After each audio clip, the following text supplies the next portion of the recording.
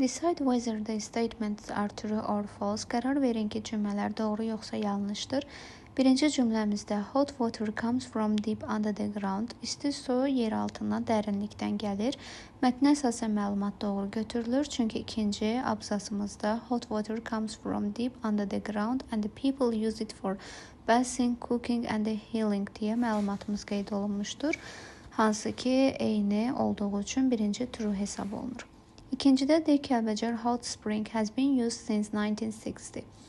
Kəlbəcər isti bulağı 1960-cı ildən bəri istifadə olunub. Məlumat mətnə əsasən yanlışdır. Çünki ilimiz 1930, yəni Kəlbəcər hot spring has been used since 1930 deyə qeyd olunub mətndə.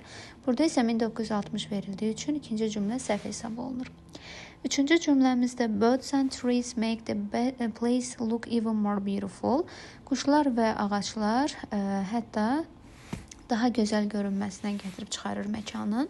Mətnə əsasən məlumat doğrudur. Birds and trees make the place look even more beautiful deyə qeyd olunub məlumatımız. Ona görə üçüncü cümlə true hesab olunur.